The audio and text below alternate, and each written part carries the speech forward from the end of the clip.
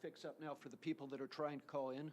We're not able to set up the host part of the meeting, so and we know that Steve is already in the meeting room, so we're going to try and see if we can get arrangements to get him tuned on a separate line. That's what Barb's working on now. Okay, I'm going to also note for the record that 1, 2, 3, 4, 5, 6, 7. We do not have a quorum today, so we are not going to take any official votes that are going to bind the subcommittee to anything. What I'd like to do is get the sense of the subcommittee on today on some of the basic fundamental characteristics that we think are important to our work product, and then in the next full task force meeting to go ahead and report on that and see what the full task force thinks about it. So to start with the agenda then, the first thing actually before the agenda, I'd like to ask anybody that has any comments on the meeting notes that Barb sent out to go ahead and please provide those comments to Barb. Okay, then secondly, I'd like to focus the group's attention on the first agenda item, which is the definition of a threat. And so George has been working on a threat matrix, and he has some handouts and updates that were going around by email, and so I'd like for him to update the subcommittee. Okay, I'd like this update to be more of a discussion. I passed around what I passed around before with one small change, the print out of the spreadsheet on the, what I did call the threat matrix, and Rick Cobb informed me threat has a specific legal definition, so now it's a source matrix. But I've decided not to work on this further without guidance from the subcommittee on which direction we want to go. But there seemed to be a lot of question that Rick had and other people had on how this matrix is going to work. So I thought it'd be more instructive to make a flow chart. So the second thing I passed out is a flow chart. And some of this follows up with the third document, which is a email that Rick sent us, setting us straight on a lot of the legislation or a lot of the state statutes. And so it is a really good 7-page summary email that kind of gives a background on a lot of the regulation that deals with groundwater and groundwater protection. So I thought it'd be important to pass that out and everybody have a copy of that. So like I said, the first sheet, the spreadsheet printout has not been updated since the last time, except for the name change. So the flow chart, Rick and I had some discussions on this, and what we're trying to do here is to show how things, the flow of protection, contamination, who's detecting it, once it's detected, what do, who do we notify, and what the response is. So it's kind of trying to work through the flow of information. And starting off at the top, we originally had data and science at the far left, but we changed that to be a part of all the steps. And so part of the protection, of course, is some things that the State Geological Survey, the State Water Survey, PRI, USGS do as far as determining the aquifer, recharge areas, and things like that. But there's also other science and data going on as far as how to best monitor something, how to best detect contaminants, how to best, what the latest lab techniques are as far as, determining detection limits and things like that. So we kind of felt that there was room for data and science through the whole process. And also on the enforcement end, coming up with groundwater management plans. Oh, yeah. Okay, I did pass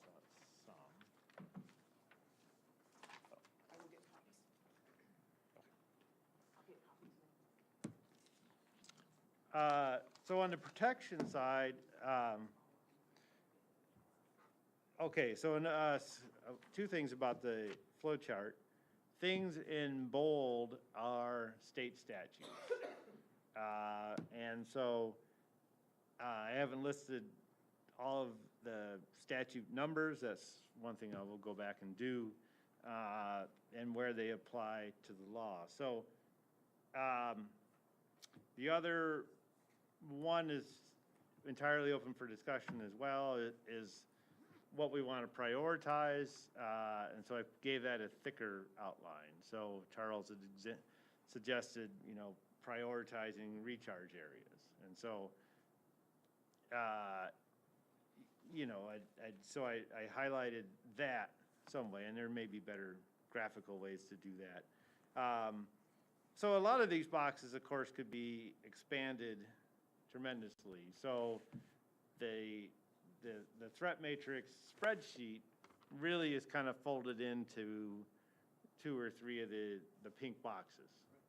And so, but without kind of the flow chart of how things go from one to the next. So what I'd like everybody to do is to look at the flow chart and see if these arrows go in the right direction, and the flow arrows are largely IEPA centric. I didn't mean to pick on IEPA, but they're the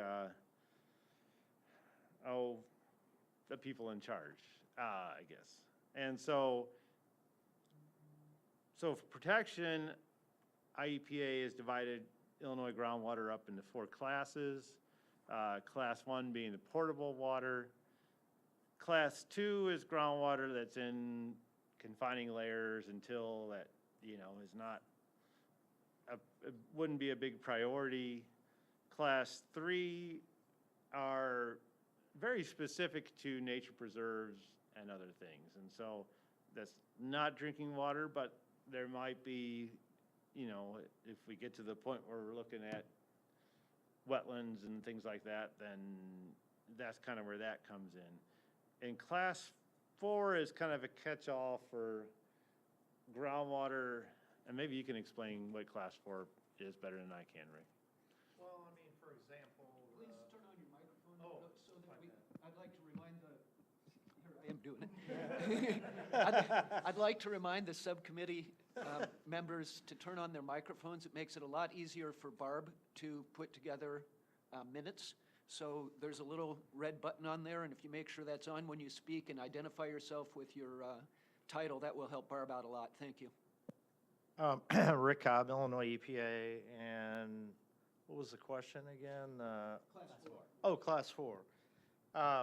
Class 4, a lot of the board regulations, let me pick on the landfill regulations that were passed in 1988. They have a what's called a zone of attenuation that exists around the landfill, and then the point of compliance, which is down gradient, is what they monitor. And so within that zone, it's sort of a mixing zone, but 100 years after closure, 100 feet from the edge of the unit, they have to comply with background.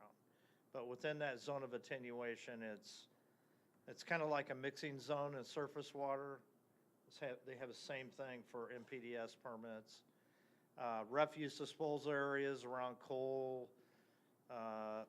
So there's sort of a timeout zone where little things can happen and you're not automatically outside of compliance.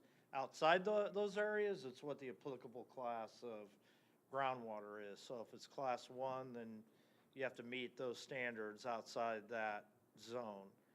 And then the only thing that's water quality driven is the 10,000 milligrams per liter of TDS, and that's the bedrock formations deeper in the Illinois basin are generally class 4 because of that concentration of total dissolved solids. So that's class 4. Sorry, I have a question about that. This is Andrew with Prairie Rivers Network. So you're saying that there are class 4 groundwaters that are naturally occurring because of the TDS? That's correct. Yeah. The Mount Simon Aquifer, for example, is where they're doing the carbon capture and storage, Mhm. 10,000 milligrams per liter of TDS, or actually the Manlove well field where they were injecting the,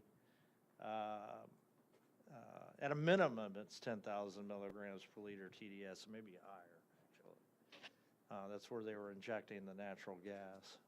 As a follow-up, could you make the distinction between Class 1 and Class 2 more clear? Class 1 and Class 2? Okay, let me go through Class 1. Class 1 is a resource-based classification. It's not based on the water quality. It's really based on the operational definition of what's considered an aquifer by the State Geological Survey. We use those thicknesses, those minimum thicknesses, and then we added to that, we added anything that has a hydraulic conductivity of 1 times 10 to the minus 4 centimeters per second or higher. So 10 to the minus 3, 10 to the minus 2, 10 to the 1. And then as a special added bonus, we didn't want to exclude the wide diameter bored and shallow wells. They don't really use aquifers, they use sand stringers, but we included those also as Class 1. I think put a figure in there of a 150 gallon per day sustained yield or something like that. So the board actually adopted those as the Class 1 criteria. So by default then, anything that has a hydraulic conductivity less than 10 to the minus 4 is Class 2. And it's not that those don't have standards, because they do have standards, and in many cases those are recharging, albeit slowly, Class 1 or Class 3.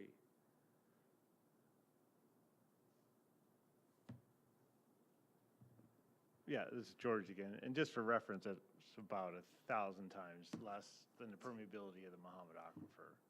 So something in those, something below that threshold would be moving 1,000 times slower than something in the Mahomet itself with the same gradient. Okay, so the next column, potential contamination sources. If it's a known contamination site, IEPA is taking care of it. So so I just have an arrow going to straight to IEPA because it's already detected. They already know about it. And then the next 2 boxes down are where the threat matrix, or sorry, source matrix that I came up with before kind of fits into those 2. And there are 2 definitions that IEPA has: a potential primary source, and a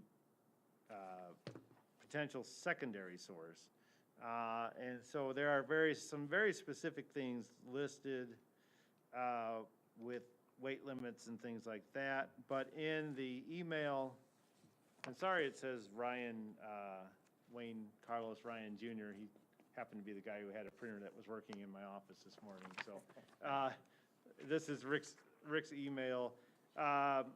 Towards the bottom of the first page, it defines what those potential primary sources are. The first one has to do with hazardous waste, treatment and storage. Number 2 is disposal of municipal waste, landfills, landscape waste, construction debris, demolition debris. It's all in there. Let's see. Number 3, land treatment, surface impounding or piling of hazardous or special waste that's generated on site. 4, storage accumulates more than 75,000 pounds above ground or 7,500 below ground of any hazardous substance. So those are meant to kind of catch a lot of the biggies, I think. And then the secondary source, at smaller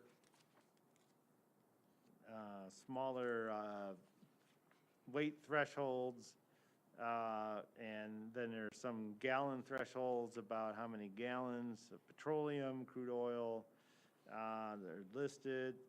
Stores or accumulates pesticides, fertilizers, road oils. De-icing agents, number 5, road salt. And then there's number 6 is some livestock things. So those are kind of the guidelines that IEPA has for what's a primary and what's a secondary. So I don't know if it would be, if we want to list out things, sort of the list we've identified in a source matrix under each of those categories, or,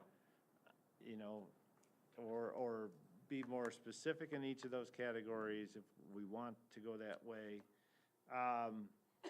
And then the 4th box down there is kind of new things that come up.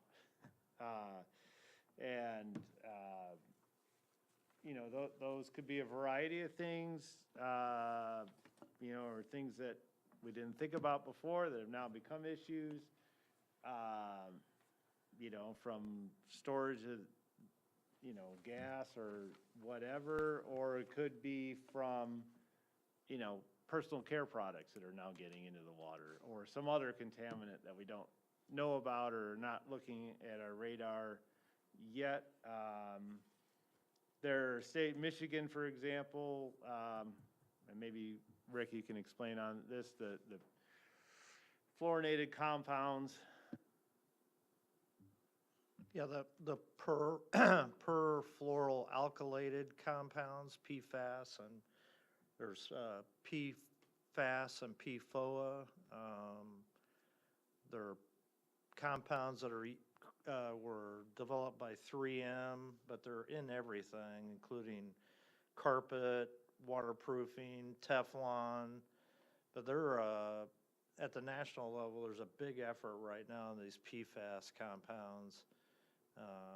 US EPA is holding a national summit on the 22nd, 23rd, I guess that's this week, out in DC.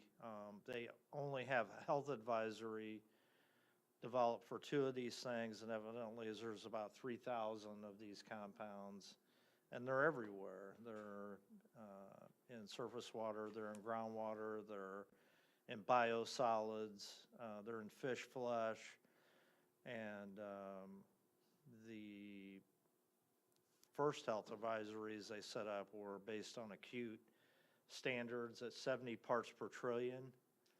So, and those were threats to lactating and pregnant mothers. So those advisories were not a chronic exposure, but actually sort of an acute exposure for. So it's there's always some kind of new contaminant on the horizon, or at least there has been, and that's one of them. Okay, this is George again. So I guess we can make an attempt to, and I could certainly try to put the other things we listed in the potential source matrix into this, or however the group wants to proceed. Now the next row is detection. So this is how we find out about stuff. And so obviously with the known sites, we don't have any more detection, but with the primary source, a lot of sites, at least a lot of the primary sites, obviously the landfills and some of the other things, have active monitoring. So that's why I have an arrow kind of going to a separate box on active monitoring, and that's actually section 620.302B, right? The ground, is that the Groundwater Protection Act? That's the board's groundwater quality standards regulation, part Okay. 620. Illinois pollution, when I say board, it's Illinois pollution. Okay. Illinois Pollution Control Board, Illinois is set up in a 3-tiered system. The Pollution Control Board adopts regulations based on statute. The Illinois EPA implements those regulations, and the Attorney General's office enforces those regulations. Okay. And then the second yellow box there, there's other people doing other kinds of monitoring, I mean, including IEPA. People have their private wells tested, maybe PRI's out there doing some sampling. Or there's a reported spill. You know, a truck turns over on I-72 and that gets reported and tested, and you know, you see the monitoring wells out there after that sort of event. Inspections, public health inspections, and also citizen reports. And so this is by no means an exhaustive list, but I think we need to think about, well, if something is out there, how do we know about it? Is what I'm trying to get at there. This is Andrew Rain with Prairie Rivers Network. So does this imply that all potential primary source sites have active monitoring occurring and potential secondary source sites have monitoring occurring if it happens to be occurring? Is that sort of how this is breaking down? I guess I'd have to answer that no and no. Maybe you can chime in, Rick, but I guess, yeah, as I look back over the list of potential primary sources, some of these things I doubt would have monitoring. I don't think like construction debris, landfills, or demolition debris. So it's not required. This isn't a statute saying you need to monitor if you're a potential primary source. I believe that is correct. Well, it's not really broken out that way. I mean, like, for example, there's landfill regulations, so where they do monitoring to be under Part 807 through 815, there's a whole listing of the parts that would do monitoring, and you would do a crosswalk with this to figure that out. Some of the RCRA sites that have hazardous substances also do groundwater monitoring. The agrochemical facilities do not have groundwater monitoring wells. Some of the livestock waste facilities do, depending on where the de-icing agents and some of those things are, there are technology controls. So you'd have to kind of go through each of these. But for the most part, these big things generally do have some kind of monitoring, if not leak detection. So. Okay, so I guess this is Andrew again. That would bring me to the question, what do these labels mean if it doesn't imply monitoring? Why do we have potential primary sources and potential secondary sources labeled? What follows from that? Well, okay, so let's step back. Under the requirement of the committee, you're supposed to look at known sources, so that means we know it's contaminated now. It's a source of contamination. And to look at potential sources, because I think one of the charges is to develop preventive programs before they become sources. So that's why they're labeled that way. And legislature took a cut at this back in 1987, 88, and carving out the primary sources, the secondary sources, and potential routes should be on there too, abandoned and improperly plugged wells. So the idea is to set up preventive programs if you identify those potential sources. If they don't have preventive program, then maybe a preventive program could be developed, or, so that was the idea. Does that make sense? The idea of this group is what you're saying? This is Charles. I think two things are getting mixed up. One is, what is the purpose of having these classifications? That's a policy matter. It was done a long time ago. It doesn't have necessarily anything to do at all with who's monitored and who isn't. It's to help develop long-term policy. Okay. The purpose of this group is to identify known, in particular Subcommittee A, is to identify known and potential contamination threats to the Mahomet Aquifer. And one of the things we're trying to do today that I hope to make some progress on is to say in some detail what that means. So this information about potential primary sources and potential secondary sources that was developed in the context of developing policy may be useful to our thinking, but it's not our definition. Okay, and I guess. Is that fair to say? Yeah, and I just didn't want you to recreate the wheel, and I want you to know what already exists in Illinois law. You don't have to start from scratch. Sure, sure. So I guess this flow chart made me think that, you know, what flows from source identification is detection. I guess the question being, if we're trying to understand all the regs, we have these labels, there's potential sources, secondary potential sources. What do we do with those? Has anything been done with those? Or you just label something and that's not part of the? We are getting into the protection end of things, but yeah, absolutely, things have been done for those. For example, minimum protection zones are established around all potable water supply wells. Automatically, no new primary, secondary, or potential routes can locate within those zones around those wells.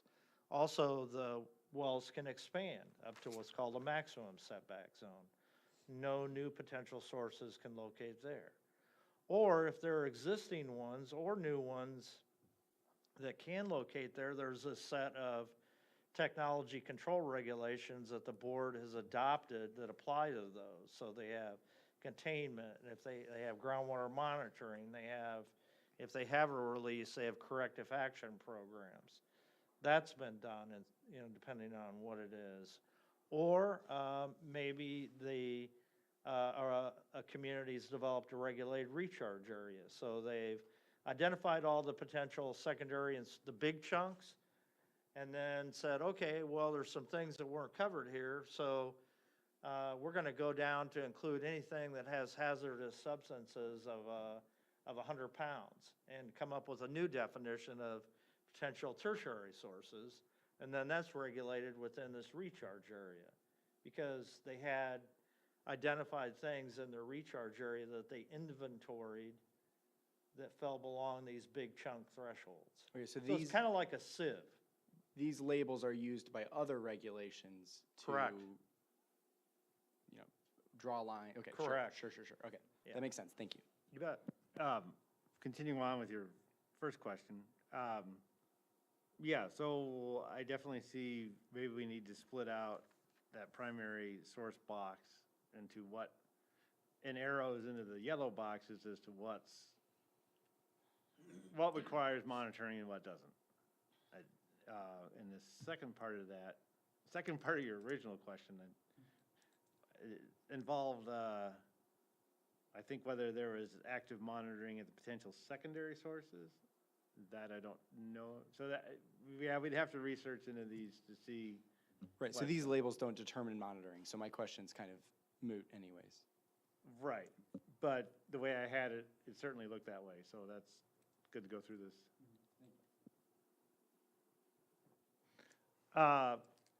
Okay, so the next set of boxes are the coordination and what happens when something is detected. And this is where it gets a little confusing on some things, and not so much with Illinois EPA. So things could be reported directly to IEPA.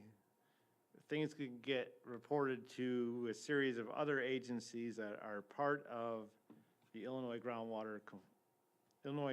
Coordinating Committee on Groundwater, which includes at least some portions of DNR, Public Health, IDOA, IEMA, IDOT, PRI, the USGS, DCEO, and the State Fire Marshal.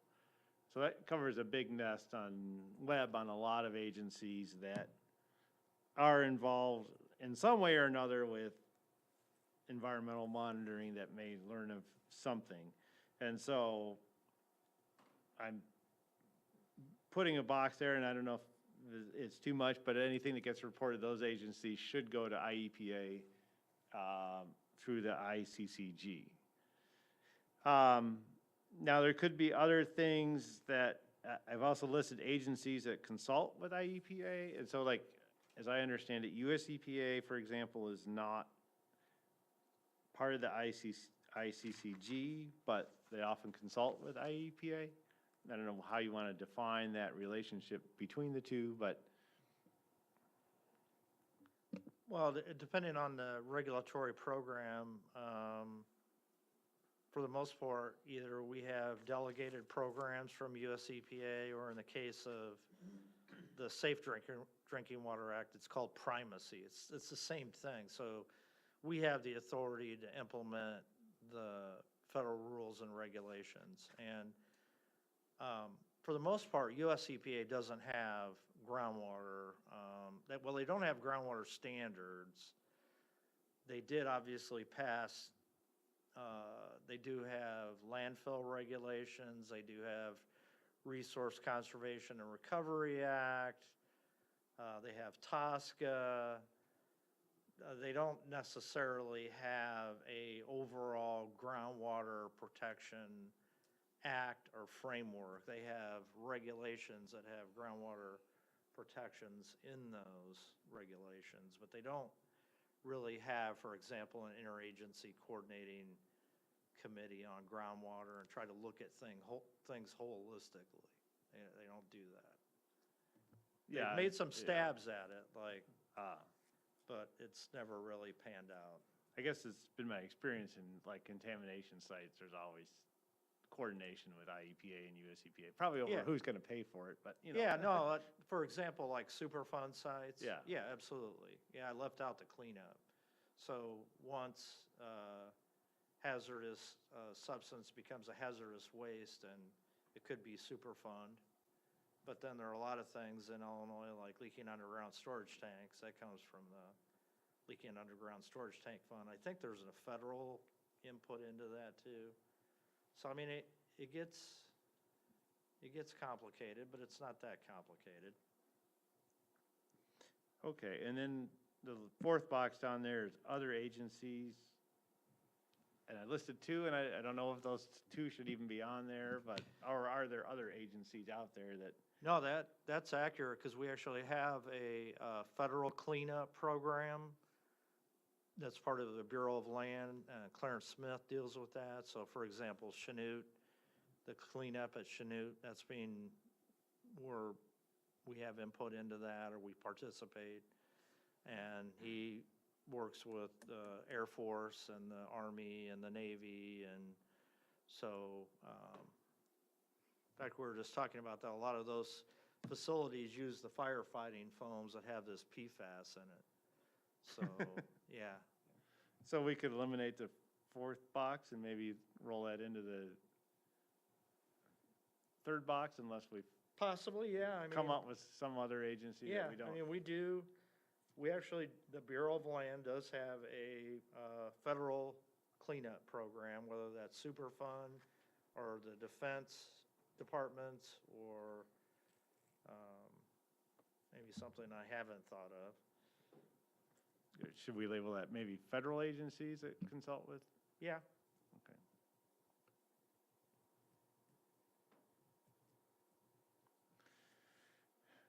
Okay. Okay, so notification, the pink boxes or purple boxes. There's the IEPA's right to know. Well, it's in the Environmental Protection Act, and we generally do that, although sometimes it goes to the site themselves. There's 4 different right-to-know laws. There's a well-centric, which is where there's monitoring done at a community well, and there's threat to exceeding a groundwater standard for a volatile organic. We work with public health to notify private well owners in the area, saying, hey, you might want to sample your private wells for VOCs, because they don't do that kind of sampling. Then there's a site-centric where there's a release either to soil or groundwater that could threaten off-site groundwater, and the source can either do the notification or we can do the notification. And then the last one is where we have half of the groundwater standard, it's say an entry point to a distribution system of a community water supply well. That triggers notification from the community supply to all of their users. And then the last one is where there's a release of radioactive contaminants from a nuclear facility, and that triggers a right to know notification as well. All right, so I'm sorry, the third one was if something is in a Community, well, so you The have your pathfinder. source, your Yeah. well field, and then there's usually a treatment plant, that's called the entry point. And then the distribution system is a series of water mains and pipelines that, so if it's at half of the groundwater standard, then that triggers, and that's been confirmed. And so it's not just a spurious detection. that's for a well though, right? Or is that, That's for groundwater, correct? yeah, okay. And the third one was if, That was the third one. oh, that was the third, okay. The fourth one was a release from nuclear facilities, radionuclide release. Okay. George, could I step in here just a second? Jim Risley, CUSD number 3. In describing how information is disseminated to people at risk, and a personal, where would you have placed in that category the people's gas leak? And who should have potentially notified the stakeholders of that using what you're talking about? Yeah, well, that, and as I said in the beginning, there's always evolving environmental regulations and protections. We currently, right to know is triggered by a threat to exceeding a groundwater quality standard. We don't have a numerical quality standard for a thermogenic source of methane. In fact, nobody in the country does. And in fact, just even regulating these is pretty brand new. I mean, it really wasn't regulated. So if I were to want to fix that, I would propose a methane standard under Part 620, and then that would tie into the existing right-to-know law that could trigger notification. Good. Now, using the criteria the Department of Interior has out there on 10 parts per million of methane, Yeah. that's, I mean, a threat from methane is explosion and asphyxiation. At least when we were there in the homes, when we took our own samples, we also had the 4 gas meters, and there was no ambient level of detection of methane in the homes. And to be a threat, I'm not saying it wasn't a threat, because it was still a bad thing, and they shouldn't have done it, and it should have been handled, and maybe notification should have been done differently. Not saying any of those things. But a 5% lower explosive limit is when it actually, if we would have detected that, that's why we had public health there when we took the samples. Because if we found that, there would have been a recommendation that you leave the home. Fortunately, we didn't have that. So what you're Doesn't mean you saying, couldn't. so what you're saying basically is, in the future, there may need to be more legislation placed on this type of Well, happening. What's interesting is right about the time this was being discovered, Right, the log. at the federal level, because the town of Lissa Canyon in California did blow up, then they passed the Pipes Act of 2016, Right. and then they adopted regulations, but that all came into effect December of 2016, right when this was Right when being they passed it. discovered. Right. So all of it was fairly new. Okay. Thank you, Rick. This is Charles, and I'd like to just emphasize the point that Rick just made, is it's not necessarily new legislation that may be, and this may be more pertinent to Subcommittee B's discussions, but you should point out that it's not necessarily new legislation that's required. It may be rethinking about a standard like methane in groundwater that could have an existing regulation come into play with respect to this particular case. So it's not always, I guess my point is, it's not always that if a new threat is discovered, it needs a new specific regulation. It may be able to take advantage of an existing regulation. Well, when you hear Mike Mankowski, because he just went to the training for the first time, and I mean, we heard on a conference call a little bit about that last Thursday, the Prairie Gas Working Group, or Prairie Research Institute Gas Working Group, Natural Gas Working Group, I'll get it right eventually. And you may perceive, you know, the task force may perceive some gaps in that federal program to fill in, and you may want to do some additional work, but I think you need to hear what is in place. One of the things I added here, so I had the right to know, and I put the outline of the right to know box and dashes, and things are below the threshold, because this is kind of an area of discussion, I think. But that doesn't mean, if, correct me if I'm wrong, Rick, but if there's contamination below the threshold, it doesn't mean that IEPA is not responding. It would have to be, I'd have to get a little more specific as to, let's say it was in the, Well, let's say Sauk Village, for example. oh, Sauk Village, okay, so Sauk Village, if they were, well, Sauk Village was already under an enforcement. Oh, okay. And so they sat there and waited and they had a well shut, so it gets into the site specifics. So they were already under enforcement, and we're working on an order. And they had one well shut down, and then they sat there and waited till their other two wells exceeded the half of the standard. So, I mean, we could have worked with them more, but as soon as they went over that threshold, the law is the law. And so, I mean, yeah, we were working with them. It just depends on, or like, for example, let's say it's a site-centric and there's no threat of off-site contamination. Well, yeah, they're being worked with. They're doing the cleanup, but then that site may not have to also do right to know.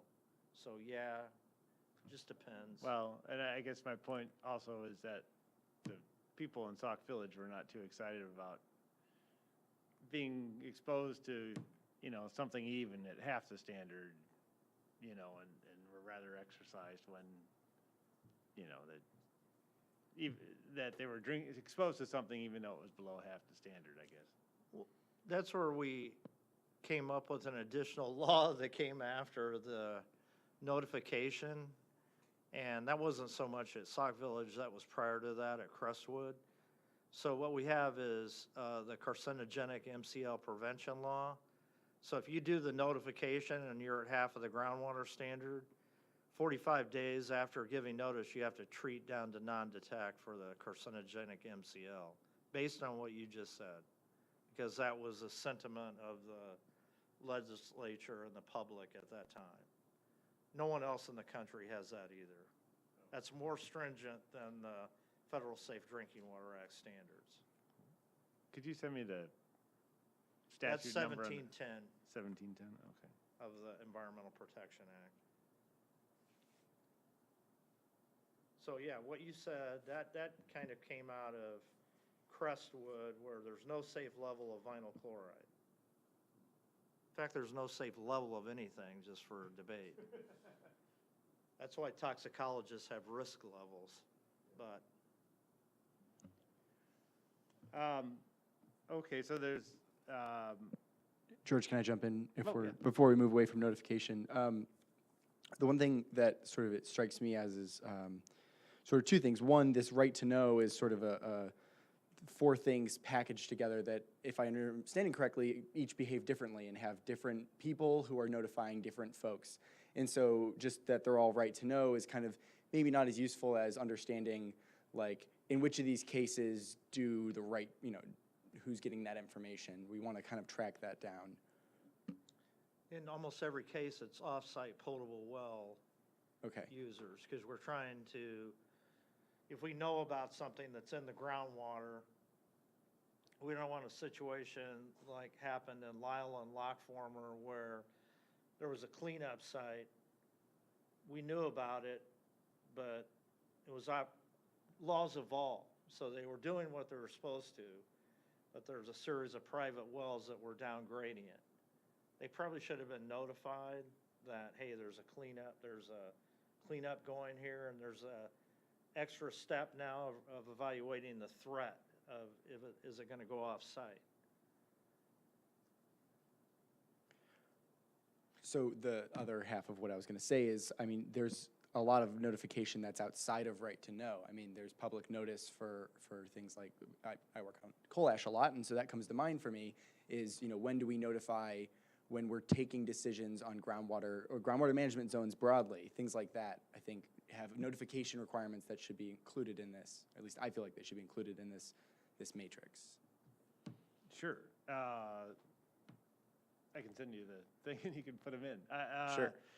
Well, Yeah, I don't know it all. I but- started, I made some attempt here in the third purple box down on public health advisories, who issues them, who, for example, and I don't know if IEPA was involved, but there was a bunch of private wells in Tolono, town south of here, that had a lot of arsenic in it.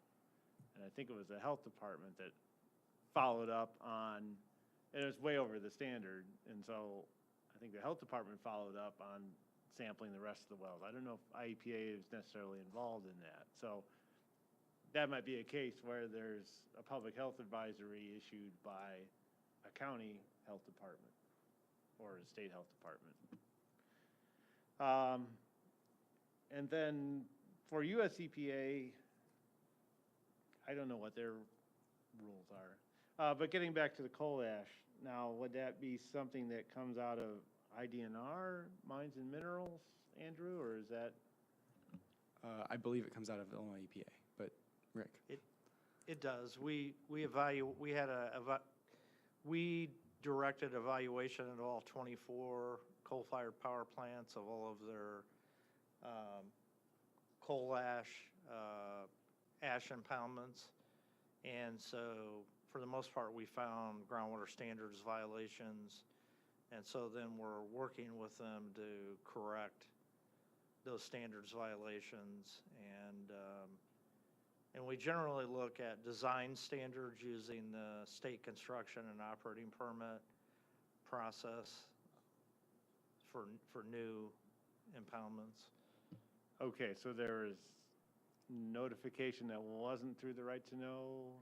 What Andrew is getting at is under Part 620, when there's a groundwater management zone process, I mean, we generally wouldn't approve a groundwater management zone if it was gonna have an off-site threat. So it's a little bit different than a right to know. What he's getting at is, I think what you're trying to suggest is public input into the technical review of the groundwater management zone. That's what, if I'm not mistaken, what you're I mean, recommending. I'm certainly interested in that outside of this conversation, but inside of this conversation, I think just that is something that is a notification process in which there's a groundwater violation. And I know in some of those processes you found that contamination was spreading off-site, perhaps not to a well, but off-site. So is there notification? What is the notification process in that? So you don't think necessarily notification and public responses should be part of this, or? No, I do. I guess I'm just trying to confine the conversation right now to collecting the list of notifications that exist and making sure that they're represented in this spreadsheet. Well, I guess that brings up a good point, though, is what activities or enforcement actions generate a public comment period? Sure, that's a good point. I just didn't want to like get into like the debate around that here. Well, no, I'm not debating. I'm just trying to. Yeah. Uh, Yeah, I would agree. I think a list of all, all things that have a public comment period might be useful here because that is a groundwater issue. Certainly this probably comes up with coal mines as well, right? You have a storage impoundment that might want to close or open or change something, and there's public notification of that as well. Perhaps maybe that's not viewed as a notification of a found contaminate. I'm not sure. I guess I'm a little bit lost in the conversation. If we would have found one of the standards that were exceeded in the coal ash, when we did the evaluation, if any of those would have been a threat to any private, semi-private, non-community or community wells, we would have done a right to know notification. What I'm saying is that even though there was contamination, nothing met that threshold that I'm aware of. In wells outside of. That's what this So, is. It's outside, Sure. off-site, yeah. So, and then I guess to be more clear, contamination spreading off-site does not trigger. So there has to be a threat of a well being contaminated by it for it to trigger notification. For the most part, that's what we're trying to get at is because private and semi-private wells, no one samples their wells. So in that case, you'd know about a site, you'd know about contamination and people are drinking, maybe drinking it. So there's no one that's sampling their wells. So this is to say, hey, you own that private well, you might want to collect a sample for this. That's what right to know is all about. So you can make an educated decision because there isn't sampling done at private wells. And that was the deal at Lyle Lockformer. There were 500 private wells that were contaminated. Right. Yeah, so I guess what if I'm an individual who buys property next to a coal ash impoundment, which looks like a hill, and I don't know what it is. I don't think about it, and contamination is spreading off-site, but it was not spreading into any wells, but I put a well in. Is there a catch there? Is there a way is there anything in the law that would protect me? Well, there's a couple things. If that contaminant goes off-site, they're subject to daily fines and penalties until such time that they have an approved groundwater management zone by us. And if they truly have off-site contamination, then, we would look at that as part of the corrective action. Okay. Do you mind if I step in? Our goal would be to deal with that the best we can with corrective action. We wouldn't be writing off any potential future uses, potable uses, or other uses. It would be dealt with under Right. the groundwater management zone. Jim Risley. It's not on. It's my understanding that when you put a private well in and you get checked, the water gets checked as soon as you put it in. And if it's contaminated at the time you put it in. It gets it's checked reported for and it has to be- nitrates and bacteria, And that's it. period. Okay, so. Yeah. That's it. Okay, Yeah. good. Well, sort of good. Yeah. This is Charles. I'd like to remind the subcommittee members, we've used up about half of our time now. We've spent a lot of time talking about the process in general, and we haven't gotten to our most important discussion, in my view, so I'd like to sort of remind us to keep our eye on the ball. This is a good discussion. I hope it appears in the minutes so that the subcommittee B members can benefit from it. But I'd like to keep us focused on threats and what it means to compile a source list. Yeah, okay, I'm pretty much done with the flow chart other than showing response.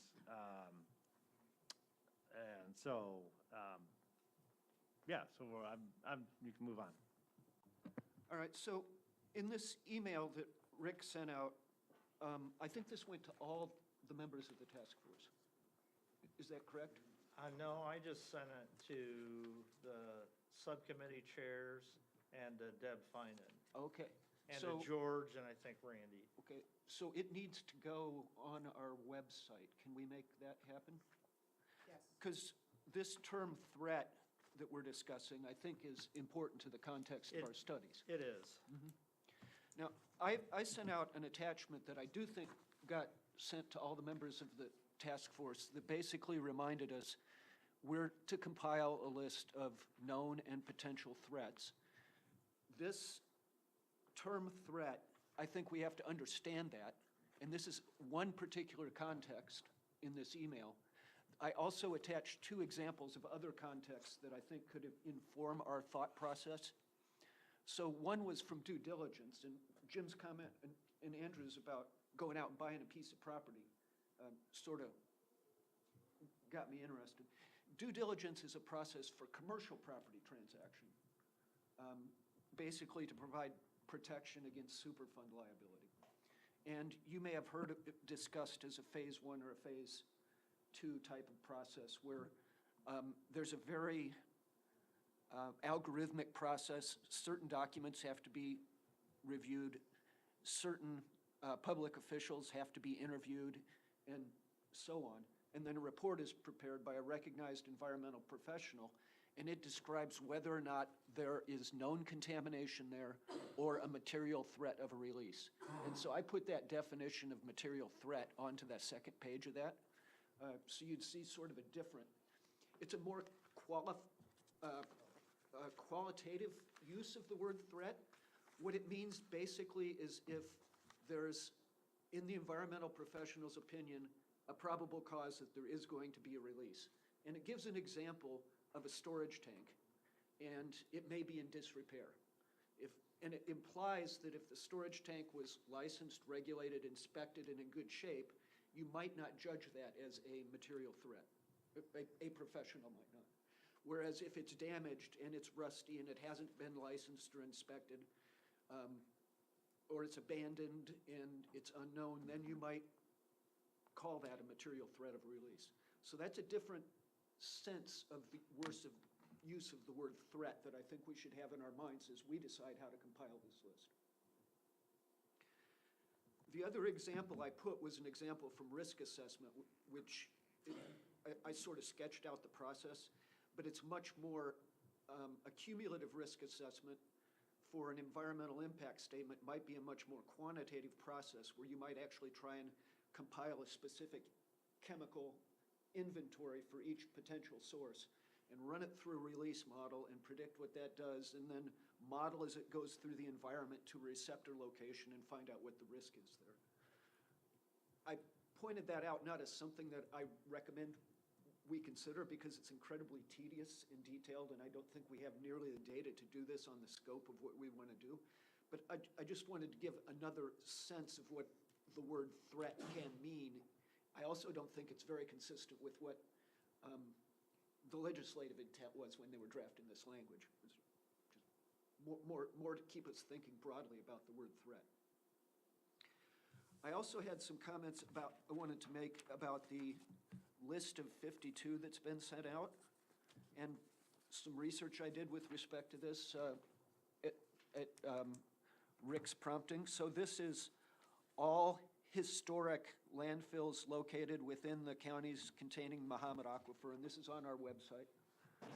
And it's not just it's historic and existing. So the second page of the attachment is the list, and it has 52 things, and it has a Bureau of Land site number by it. So clearly how this was compiled was it went to a database that knew something about Bureau of Land, and it asked it, are you in this county? And if it was, it said yes. Okay. So this is a starting point that from our point of view, I think with respect to Senator Rose's intent, remember, he said 2 things.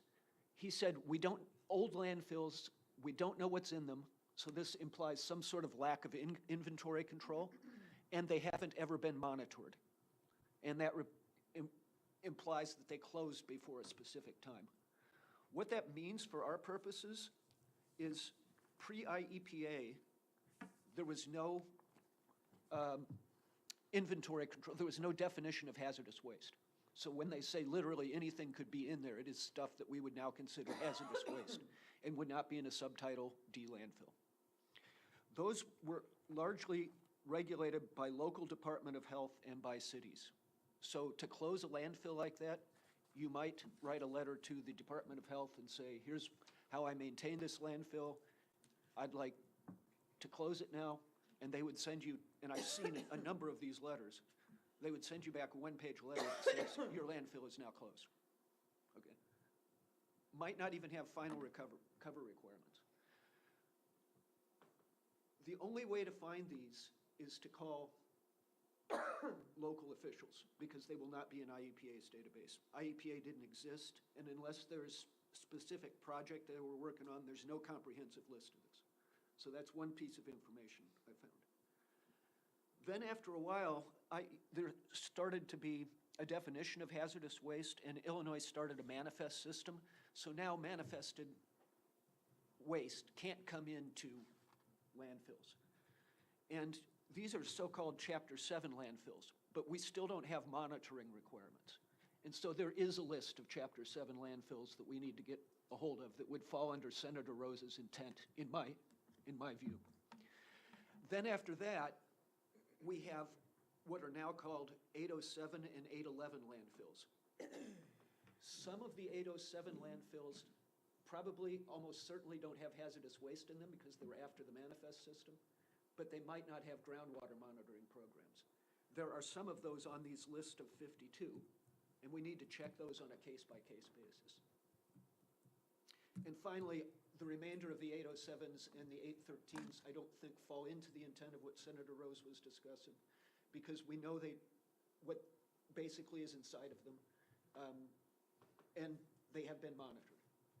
So I want to make sure that our record shows that we listened to that direction, we gave it some thought, and we know that if we're going to include those things in our list of threats, we're going to have some work to do that consists more of looking in a database or winnowing the things out of the list of 52 that we're not looking at. I went through that really quickly, and Rick is nodding his head because he and I have talked about this a little bit via email when I said I would go and find out what the story was. But if that's not clear, or I can provide more clarity, I'd be glad to try to if there are any questions about that.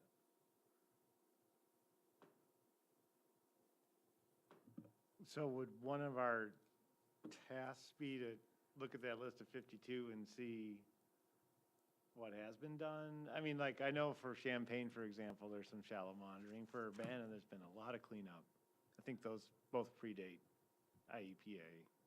There's some others that don't, and maybe Chris in the audience there can comment on them, but yeah, so so they're probably going to be all over the map on varying degrees of. What I'm saying is if we want to find landfills that don't have effective inventory control, in other words, may have hazardous waste in them, and were never monitored, we're going to have to do at least two things. One is look at the list of 52 and winnow out the wheat from the chaff. That's merely a matter of going to IEPA's database or doing a FOIA request or something like that. Well, I'm trying to save you a few steps because I've got emails out to the field staff in the Peoria region and Champaign region, and I've already got a table back from the Peoria region based on the 52 of the things that were closed, have covers, have monitoring. So hopefully I'll get that from everyone else, so then we can take all those off the list and then start from there. And that winnowing will be very useful. But the other thing we have to do is to go to some other lists and make some phone calls. This is Andrew. The phone calls you're saying we need to call just towns and say, hey, we're in your records. Do you have an old dump somewhere?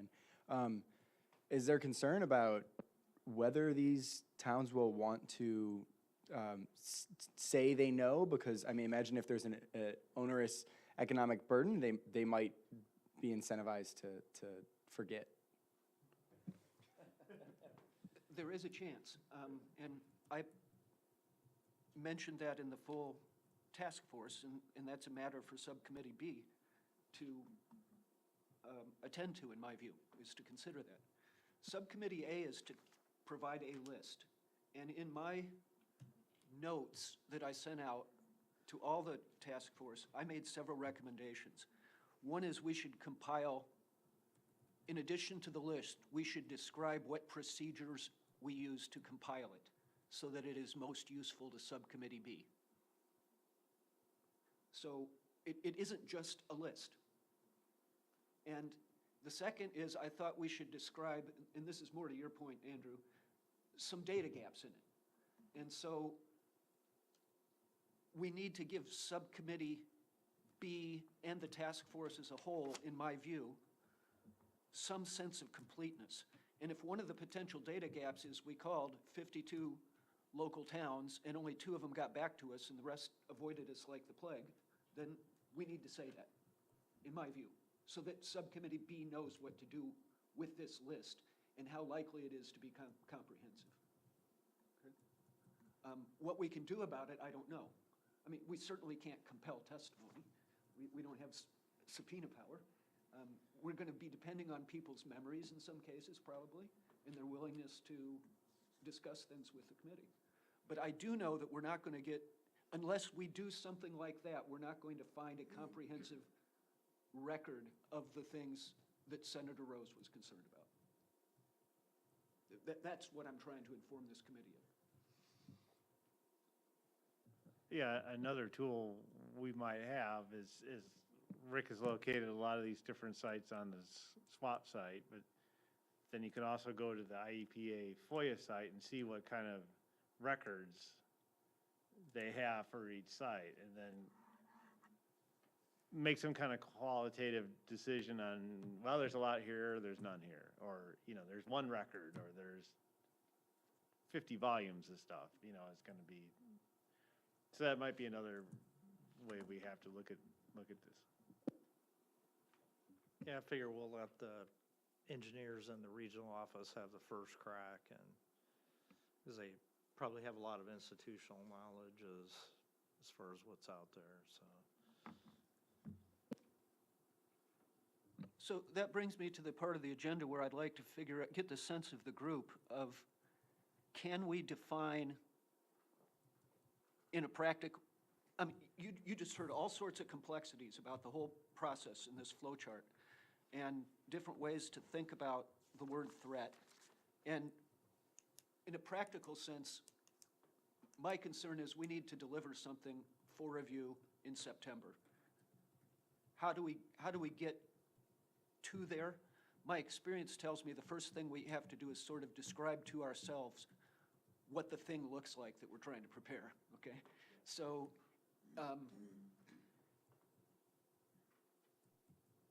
I'd like to open the floor to any other general parameters or things about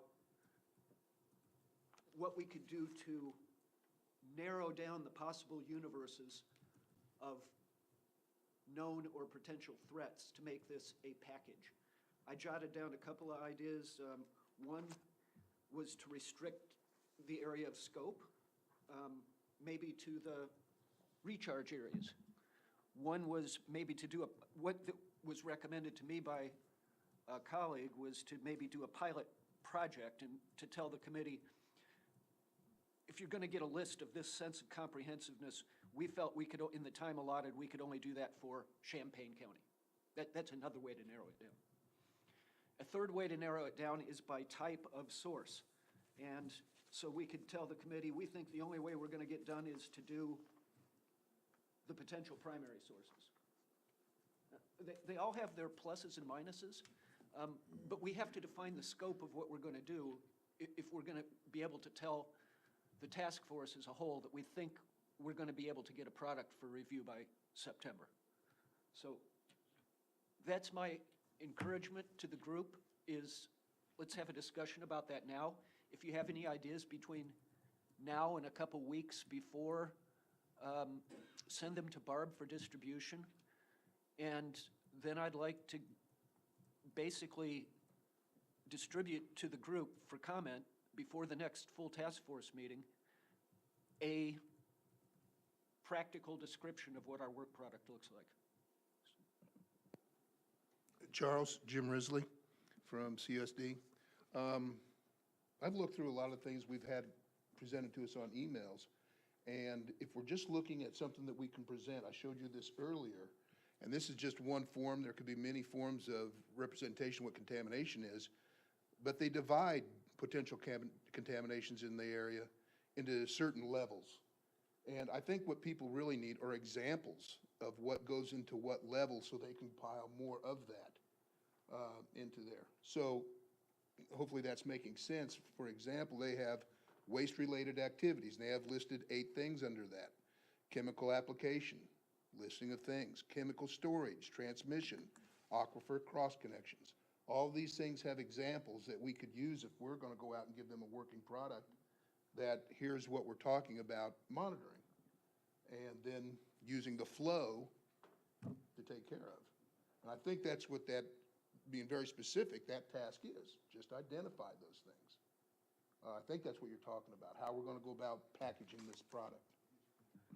And are you, Jim, are you willing to make that available to Barb to distribute? Yes. And post on the web? That would be most useful. Do you have do you have the ability to scan? Yes. Okay. Okay, and I think that's one thing we talk about when you were talking about connecting with 52 people, or 52 counties. Is that something that we want our task force here to do? And find out. And if that's the case, we have to be given jobs to do before our next meeting, instead of just showing up. It's time to put our feet to the floor. So,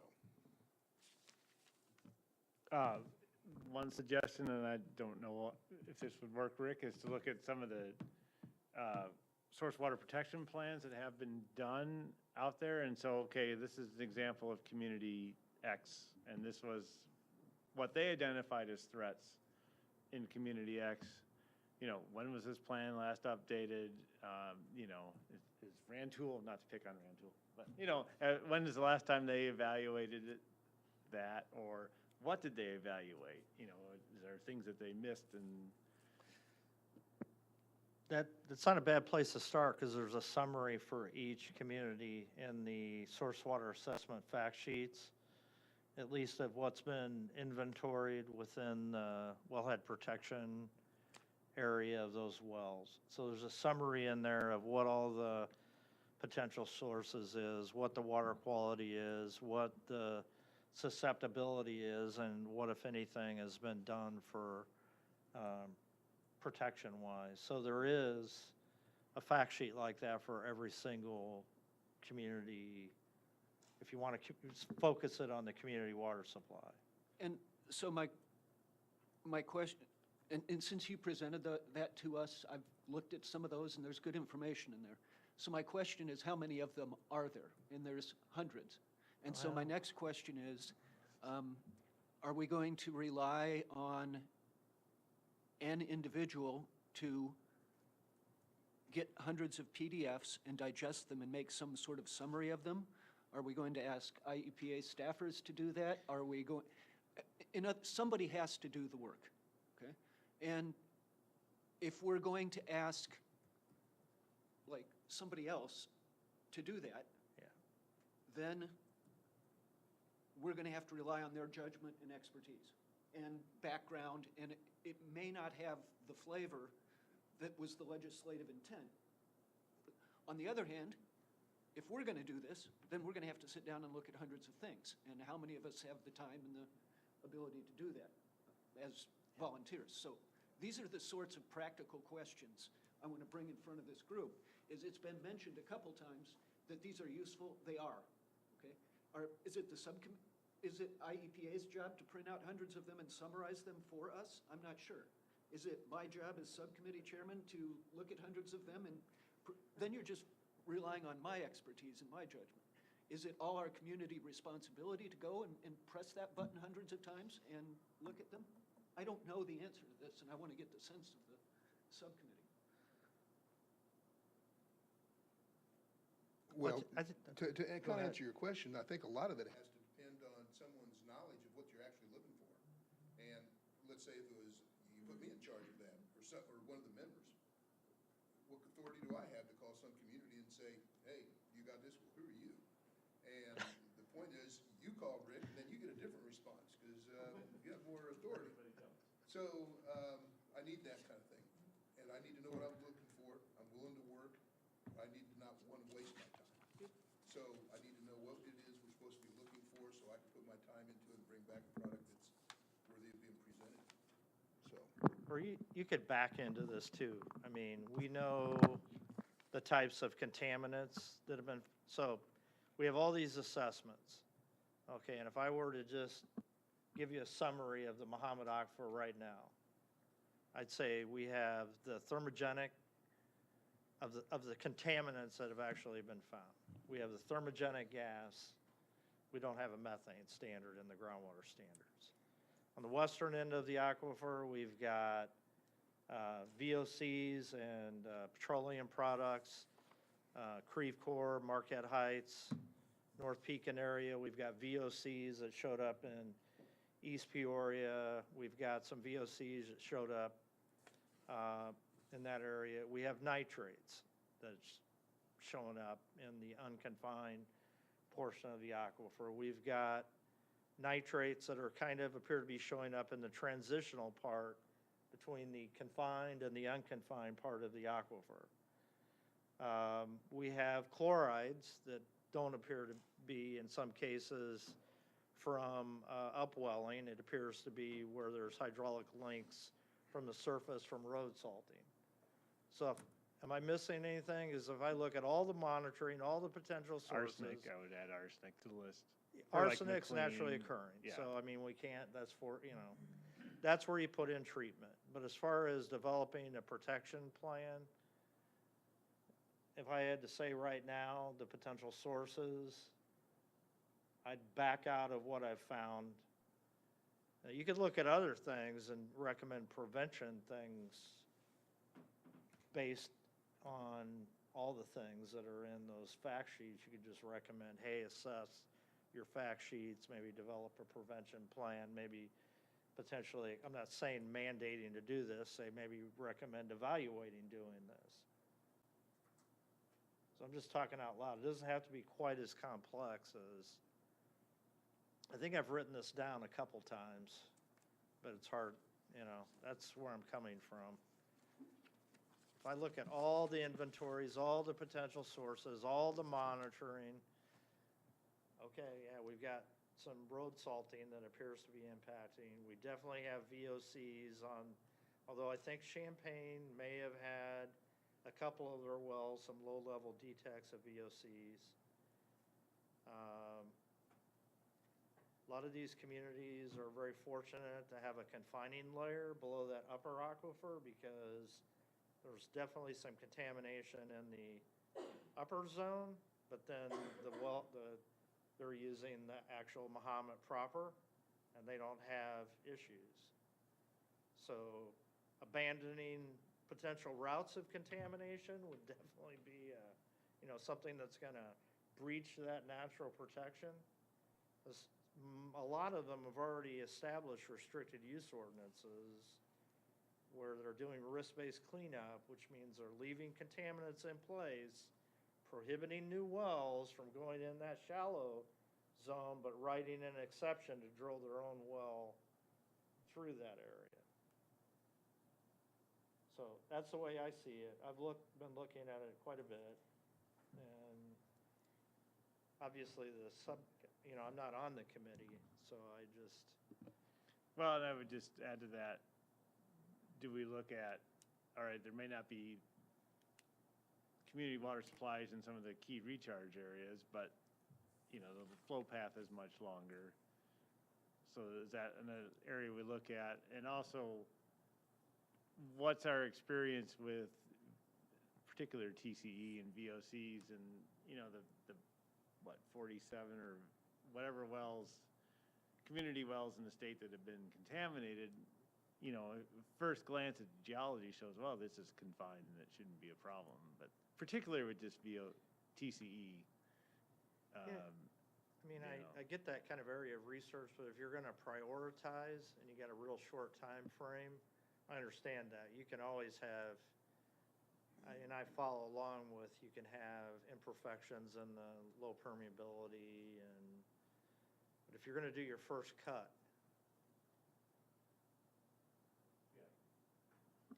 Excuse me, Rick, once again, and I like what you just said about the primary sources being one of our biggest focuses right now. If we have to limit it to giving them a product, the things that are concerning us the most should be at the top of that list.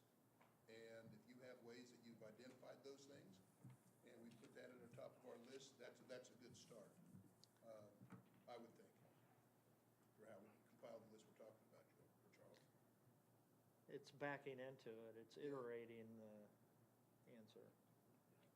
But I think what you're having your staff do is huge. I think that's really important, to have your, your field staff look at. Oh, yeah, for the landfills? Yeah, yeah, it's that- not my that's a staff. big- I'm that's a- having the Bureau of Land folks do it, Oh, so wow, okay. it's on their dime. But that's a big commitment. I mean, and that's a very Yeah. important commitment. Yeah, and I already have one table back from the Peoria, so hopefully I'll get the same thing from Champaign. So I didn't mean to take the air out of the room, but I just. No. No, I think it helped, clearly. This is, one thing, this is Eric Ballinger with Republic. I think one of the things that we kind of need to look at, and when we're looking at potential threats, and obviously we have this huge list, we need to kind of rank what those threats are. I think if you look at some of the things I think need to be taken off the table, and maybe it's a little biased on my end, but if you look at permitted Subtitle D solid waste facilities over the aquifer, we already have programs in place Right. regarding monitoring, assessment, or obviously detection, remedial action plans, notifying the public. All those things are already in place to protect the aquifer way before, these committees are already put together. So, Yep. and I don't know about other facilities. I'm talking in regards to landfills, especially 811 sites. So if we're gonna look at things in general, do we still consider facilities like that have all of these things in place through permits? Are they still a threat? Are they gonna be added to this? Is that more regulation added to those? I mean, that's, I think you can eliminate some things right off the bat of what we're trying to put together by looking at what's already been done, what's already in place. You think it would be good to go through that presentation I put together on threat?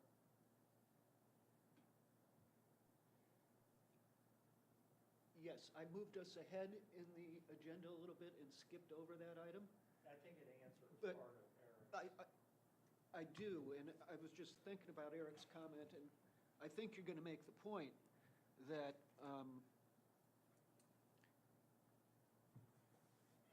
Or I can skip it. but- no, we've got maybe 10 to 15 minutes to go through it. All right, I Yeah. can do that. Okay, thanks. I think that would help cement that point. Just go through it real And I also think we want to hear it because it was a concern, it's a concern that Senator Rose explicitly raised at the very beginning of our meetings. All right, so since we,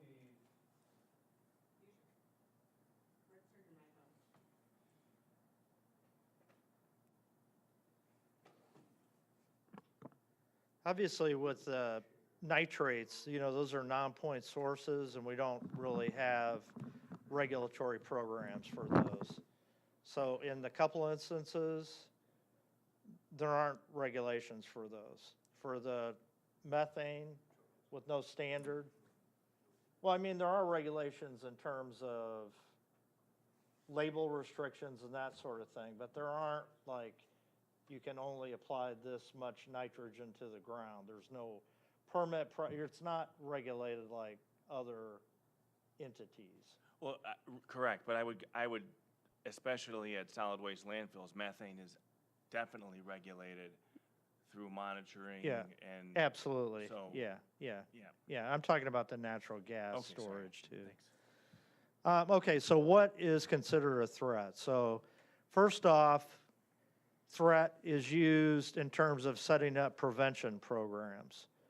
When we use the word degradation or prevention, I use the word threat. Like when Charles was going through the thing of the rusty tank, but it hasn't leaked yet, that's a threat. If you set something up now or deal with it now before it leaks, that's preventative. So there is a groundwater protection policy, and good water is good business, in my opinion. So if a community doesn't have good water, then you're not going to have good business and good economic viability in your community. It's always been my kind of mantra, and I'm sure yours too. So that, just starting out with the prevention policy that applies. But then there are potential contamination sources, and then there are contaminant sources, but then there are also contaminants. And those have all been spelled out and defined in statute. And the key thing, and this has been around since 1970, Section 12 of the Environmental Protection Act, no person shall cause, threaten, or allow. So in George's flow chart with the groundwater quality standards, with all those classes, that's the first step. Threat doesn't mean that it's already contaminated up to some numerical value. Threat is threat. Cause or allow is different. You know, where it's already gone off-site or it's already leaked. So this is key to protecting groundwater, and this is a prohibition that applies universally to all 4 classes of groundwater, independent of any technology controls or monitoring or whatever. Obviously, if you have a technology control and you have monitoring, you can show that you're meeting this requirement, but it's a flat-out prohibition that applies right up front. And there's also resource groundwater.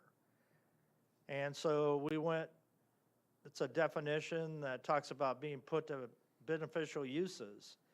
So we have a resource-based classification system, and I described that earlier with that good question. So you end up with a differential protection scheme. You know, okay, yeah, there might be cracks in the confining layer or that sort of thing, but at least if the matrix is, if there is some consistency, and then you've got some natural protection there. So everything goes into one of 4 classes.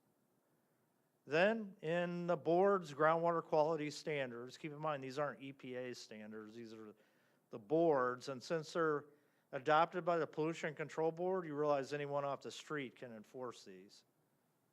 These aren't just EPA regulations. But once again, we've got the concept of no person shall threaten the release of contaminants to a resource groundwater. It applies universally to resource groundwater. There's also a preventive notification. So there's a listing in Part 620 of all the people that do groundwater monitoring, Eric, and so you guys already do that. So you're on that list, the 811 through 815. And there's preventive notification. The intent is, under the groundwater protection policy, is to prevent contamination before you exceed a standard.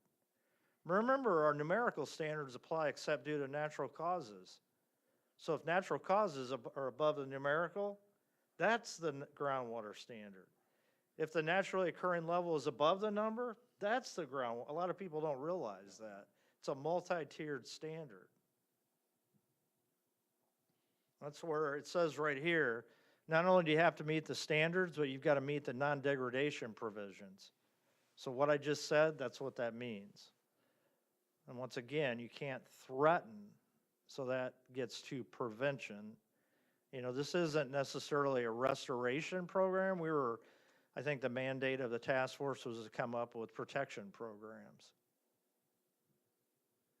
So then, yeah, I mean, if you want to just start, the legislature came up with big chunks of what are potential sources of contamination. Just, these are sort of your no-brainers, the landfilling, land treating, surface impounding. This is potential, so it's not saying that there aren't technology controls. It's just if you're out looking at things, if there's a release, and once again, these are potential sources. read the heading. Primary source at a facility or site not currently subject for removal or remedial action. So that means it's gone from potential to being a source of contamination. So that English is very important to catch that. I'd like to ask here the point, particularly with respect to Eric's comment. We went from language that was talking about threatening to being a potential source. Those are two different concepts.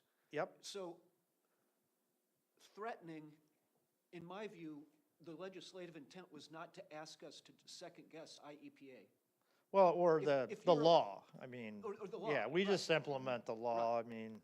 So if you have a permitted RCRA facility that's treating hazardous waste that's not generated on site, and it's in compliance with its operating permit and Right. regulated by IEPA appropriately, our view, I think, is that that shouldn't be considered Yeah, a threat. That is not a threat. You'll get to the point where, A potential source is something that's different. this is just a starting point. This is a potential source, nothing more than that. It's just a big cut that the legislature made for us. And then a potential route, these are problematic too. So we've got, in these areas where there are restricted use ordinances and you've got this confining layer in some of the communities in the Mahomet that's separating the community wells from that surface area, I'd pay particular attention to these types of things, especially where it goes through that confining layer. But here's to the point of what you're talking about. So then a needs assessment is starting with that potential source, identifying if it's in a recharge area, and then evaluating the hazard associated with each source. So, look at the hydrogeology. What are the site soils? What are the substances? What's the nature of the flow and the direction of flow? What's the groundwater used by any wells nearby? So you're evaluating the hazard. Then you get into exactly what you said. What's the extent that existing laws or control provide either directly or indirectly some measure of protection? If it has that, then it's not a threat.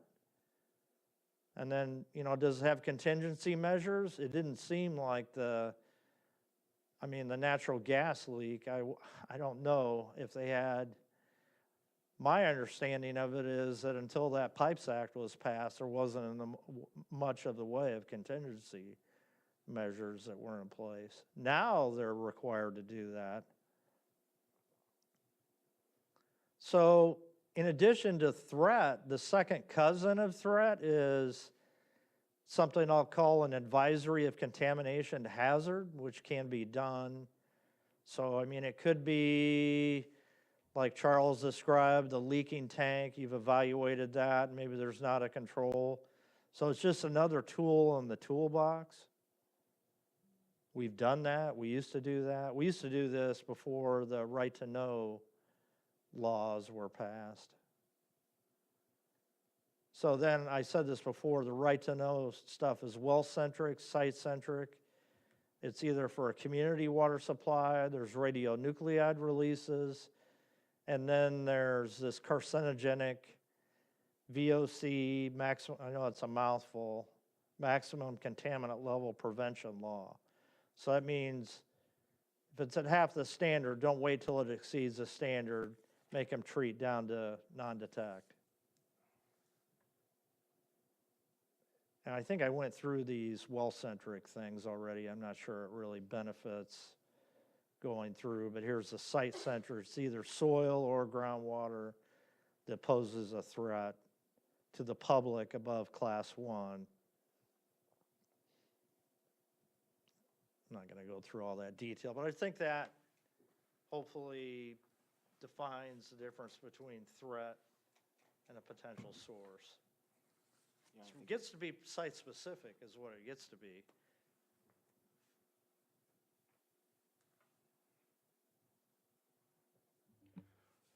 This is Andrew from Prairie Rivers Network. I guess One question I would have is, and I don't know the landfill regs, so I wouldn't say this is necessarily the case, but I can certainly imagine a situation in which the regulations aren't good enough, in which they're not doing their job.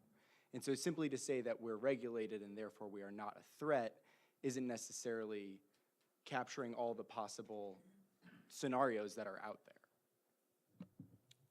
This is Charles speaking from PDC, and I want to make sure that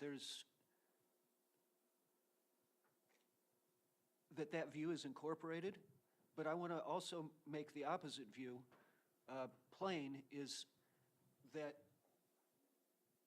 I don't think the legislature was asking this group to make up hypothetical scenarios about things that could happen. I think, and we can check with the task force as a whole and get their comments, we're going to have to provide some practical way of getting this done, and imagining what-if scenarios is not going to do us any good, in my view. So we are not charged with evaluating the adequacy of existing regulation, perhaps its absence. We're not charged with evaluating whether or not IEPA does a good job in enforcing it, or whether it has enough inspectors. I don't believe. So we have to make this simple enough to get a product. And one way of making it simple is by adopting a procedure that says, for the purposes of this subcommittee, when we compiled these lists, we did not include on it things that are regulated and monitored under current plans by IEPA or some other regulatory agency. That is a thing. That is PDC's position. You can say what Republic's position is, but I think this committee needs to address that question. I would agree, but I would also add in terms of what your question about the what-if scenarios, I believe in regards to Subtitle D facilities, especially in the state of Illinois, the what-if scenarios are put into place before we can even build a cell. We are required to put together a groundwater protection model that basically insinuates failure of that liner system before we can even put together, let's say, an expansion or even build a cell. That model has to pass, and if it doesn't pass, we have to put remedial action systems all in place, in fact, financially assure that those remedial action systems are put in place or will be put in place in the future based on a hypothetical model, a groundwater model put together by hydrogeologists. So I would say, in regards to Illinois Subtitle D facilities, I'm specifically talking about Illinois, the what-if scenarios are already put in place for us, even before we put our first hole in the ground. They're set in place in order for that extra protection.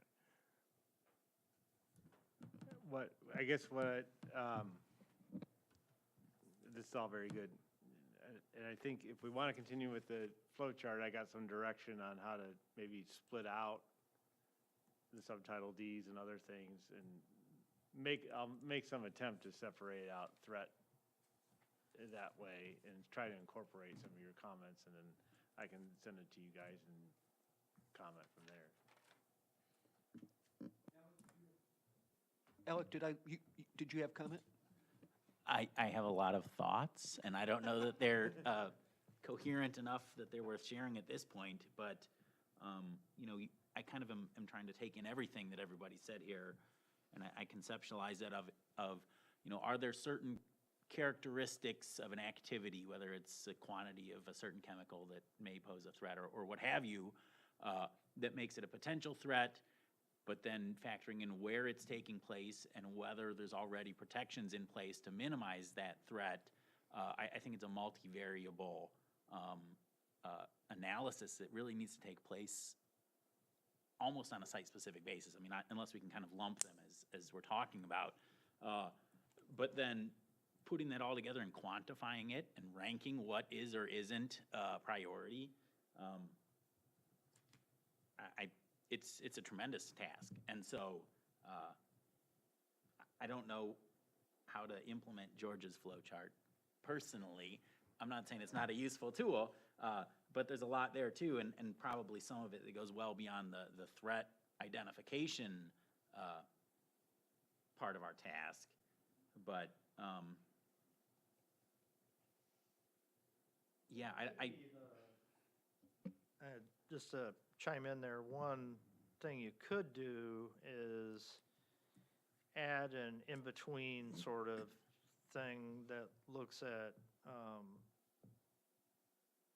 assessing the groundwater protection needs to evaluate the hazard. So all this stuff comes before that, is similar to what I just had in the presentation.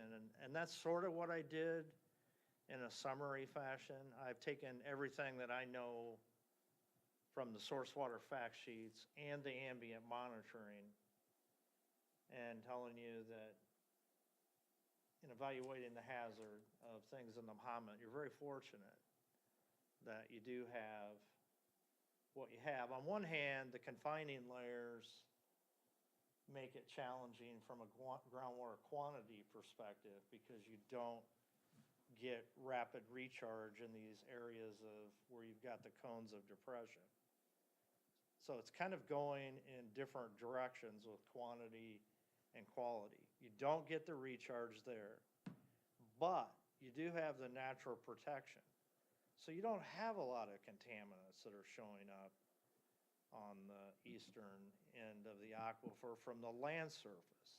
Because of the geology, the natural gas is different. It's coming from below.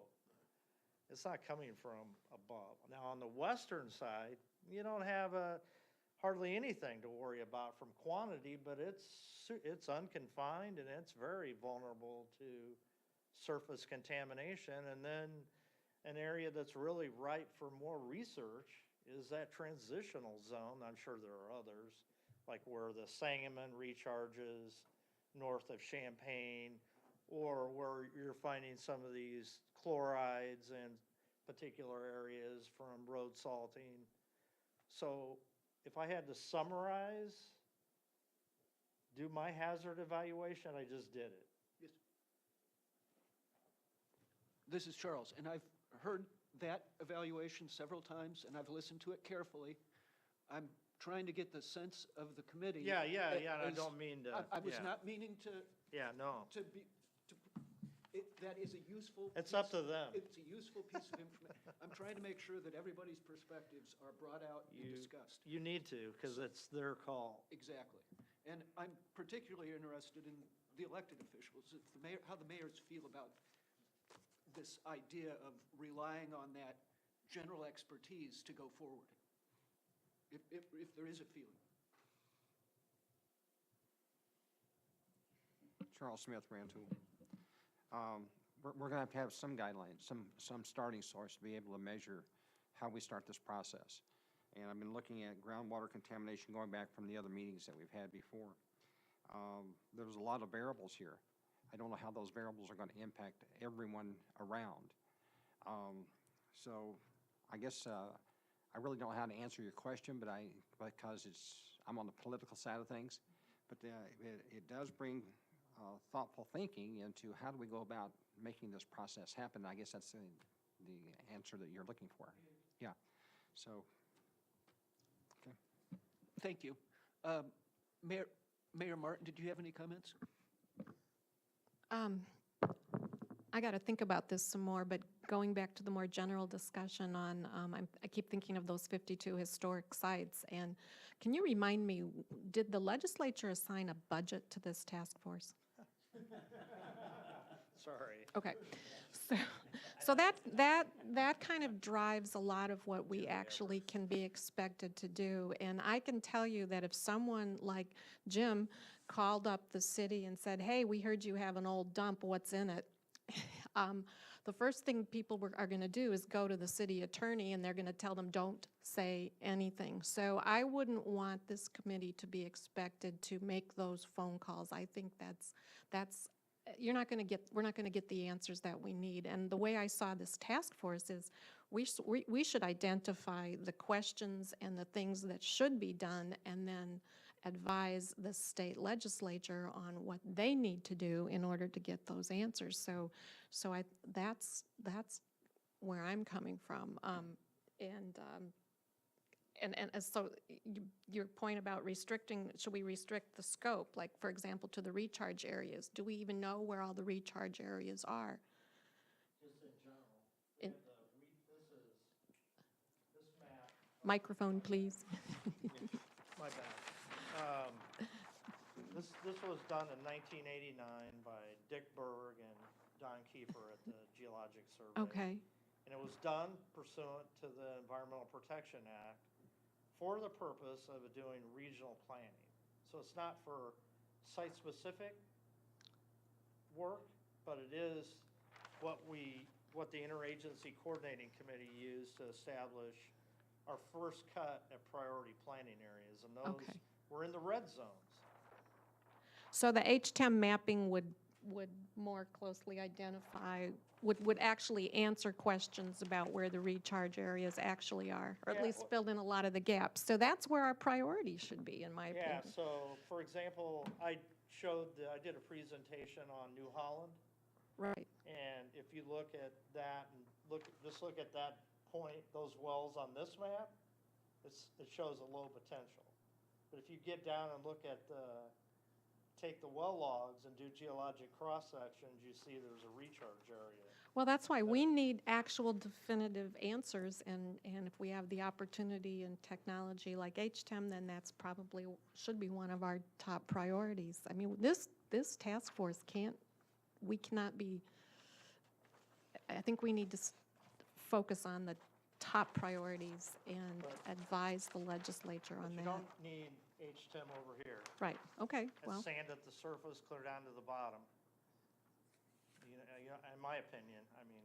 so then we prioritize the use of that technology as well. The discrete monitoring done in the dedicated monitoring wells, over 14 years, shows a median concentration of 32 milligrams per liter of nitrate, 10's the standard. So we probably need to work with, we're gonna do another year of research, because we have real-time well there, but I think we need to work with the stakeholders on a best management practice for fertigation, because they apply that nitrate to those soils via the irrigation wells. What about the landfills that that you were addressing earlier from Mayor Marlin's statement that were prior to Illinois EPA? And also, when did Illinois EPA start? And what were the- 1970. And what were the guidelines then? Because those communities felt that they were inside those guidelines at that point in time. Would they still meet the guidelines today? Have the guidelines changed that much? Well, the guidelines changed substantially in 1988, but what I'm having do for you guys is the first cut. Last week, I sent it out to the engineers that are in those regional offices in Peoria and Champaign, and sent them that list of 52 and said, what can you tell me? Are these closed? Do they have covers? Do they have groundwater monitoring? So that's a starting point. So you'll be able to look at those, winnow down the list, and see what we need to do to there. Okay. Now, am I aware of any of these that are like Superfund sites or anything like that? That are like, well-known contamination sources? Not really. Okay, so the list that you have, Charles, of the 52 sites, is that list prior to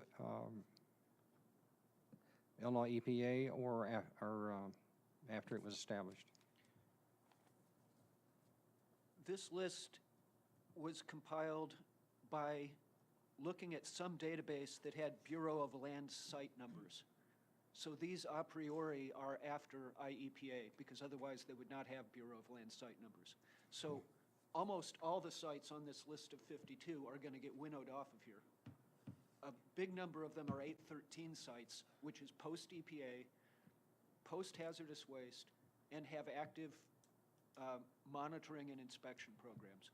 I can speak for all of PDC's facilities that are on this list, and if you apply criteria like that, they're going to get winnowed off. They are permitted, inspected, do not have any hazardous waste in them, and are actively monitored. I understand. Okay? So the only thing that's on this list that's going to survive, if that criteria is to be used, are a couple of what are called 807 sites, which are post-IEPA, but got an exemption from ever having to be groundwater monitored. So Okay. they may have unknown inventories in some of the older 807 sites, and they never had a groundwater monitoring program. There may be a couple, maybe less than 10 on this list that fit the mold of what Senator Rose was talking about. And how do you prioritize those sites, those 10 sites? I don't know. That was a point that the environmental attorney that I consulted about this law said. He said, then when you have the remaining 2, what are you going to do about them? And they're going to be, and they're going to look like maybe hills. Some of them might even have trees growing on them. And once we have that information, what do we do with it? And I told him that was a tough nut for Subcommittee B to crack. Yes. And then you have to see what. But it's a very that's valid true. point. Yeah.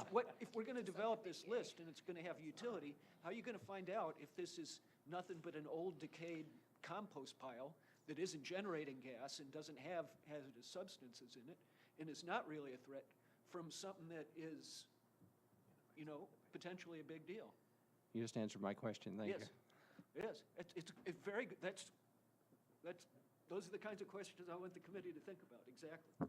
Well, then, What about the pre-IEPA landfill sites? The pre-IEPA sites are not going to be on this list Why not? because we don't know about them. because Okay, those are the the- ones I thought we were calling communities up and saying, hey, Then- we heard you might have a there's two- dump. There's two ways of, Yeah, okay. I guess I'm confused. The sites that closed before IEPA ever existed got a letter from some community. Okay, these are the ones that you're addressing. Department of Health, some community official, and they said, we're done landfilling, and they said, you're done landfilling. Okay. Your comment was, if the only way to identify those is by calling up the cities and the departments of health, that you don't think that's a good idea, and there They're will not be gonna response. answer. Did I reflect that accurately? Yeah, Chris Storr from the ISGS, one of the tests he did, and maybe he can explain it, is I identified 218 of them, pre-IEPA landfills, and we do have that in a GIS format, and I don't know how exactly you did that, by LiDAR or by, I have just a clarifying question, though, and it gets back to what the mayor was asking. Because when Senator was here, we talked about pre-law landfills. Okay, so there were landfills that were under someone's purview, and at the federal level and at the state level, even the federal level, it says, if these XYZ, these are small landfills, there's an exemption. So you don't have, you got an out. And so you could close prior to having to retrofit and meet the new design standards. So I want to be really exact. So to distinguish between that universe, which is a universe I'm trying to get from my regional office, versus what we didn't even know about prior to that. So that, when the senator was here, I said, if you recall, you might have heard me say, are you talking about pre-law landfills, which can be interpreted two ways. One, before, or where the law came into play, the new design and operating requirements, and you had an option of closing before that. Those are different than the ones that were closed before that. But they're both pre-law landfills. But one is called out in the law. It says if you have X, Y, Z and you are operating, so whatever these other ones may have closed before they read this, before that even happened. But then the ones that closed specifically because of the new law. Even, and this is Eric again with the Republic, even those sites that were closed, that were given the option to close, they Right. should have been permitted, would have still had monitoring programs in Right. place as well, and I think those are the Right. 807 sites. So they should still be covered. So that's what, as when regulated Chris is facilities. talking about the ones he identified, Chris, if you could break out exactly what you're talking about. Have you identified the impact of those sites on the aquifer? I'd be a little hesitant to go poking around in some landfill that I don't know anything about, Yeah, because you might create a problem. So the answer is no. I mean, if we weren't regulating them, that's what I'm trying to figure out of the ones that have done groundwater monitoring versus the ones that don't. So soon we'll have a list of the ones that don't, and then we can drill down and look a little bit farther. Yeah, no, I meant, I didn't mean drill down, because quite frankly, I don't think that's a good idea. neither do I. Yeah, because you could create a problem where you currently don't have one. That's just me. Yeah, you might be able to do something just like by monitoring the shallow vapor in the soil or something. Like I said, what was the budget Yeah. and what's the priority? I mean, are those the contaminants we're finding? It's, I think we're going to have to be respectful of the public's time here in this public meeting and move on to, so let's do future subcommittee meetings next. We're going to have the main committee as a whole on the 18th of June. Does anybody have any thoughts or information or discussion about the next meeting of this subcommittee?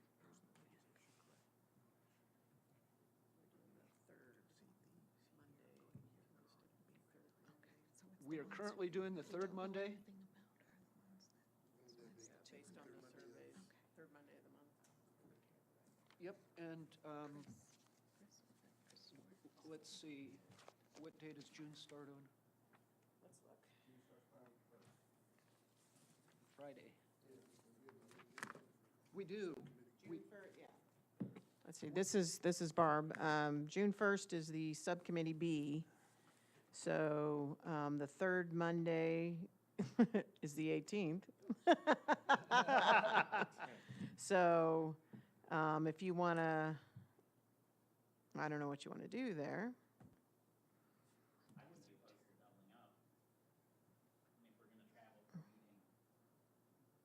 Just stay and have a second subcommittee meeting in the afternoon? hey, well, you're having fun. I mean, really, happy birthday to me. So what you're saying on June 1st to have two meetings? Two One in the morning, meetings. one in the afternoon? June 18th. June 18th, yeah.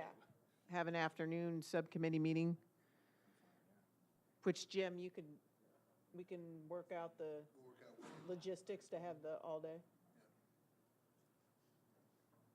Do we know where the June 18th meeting Yeah, is? I'm sorry. Do we know yet where the June 18th meeting is? Jim and I are working Oh, out okay. logistically a location where we're trying to do the Mahomet area for that meeting. Yeah.